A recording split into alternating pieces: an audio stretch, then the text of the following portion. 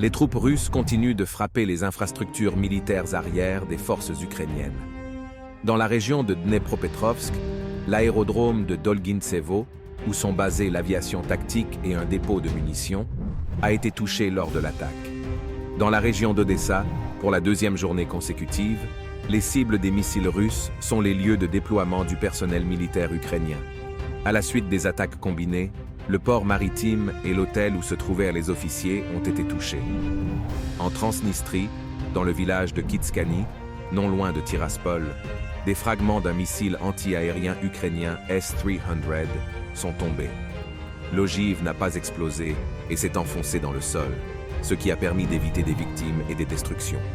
Les troupes ukrainiennes continuent de bombarder les zones frontalières de la région de Belgorod. 3 personnes ont été blessées à la suite de frappes d'artillerie et d'attaques de drones. Les forces ukrainiennes ont lancé une frappe de missiles sur Krasnodon, dans la LNR. À la suite de l'impact, des écoles et des garderies ont été évacuées, 2 personnes ont été tuées et 3 ont été blessées. Dans le secteur de Soledar, les hostilités actives se poursuivent près de Kleshchevka.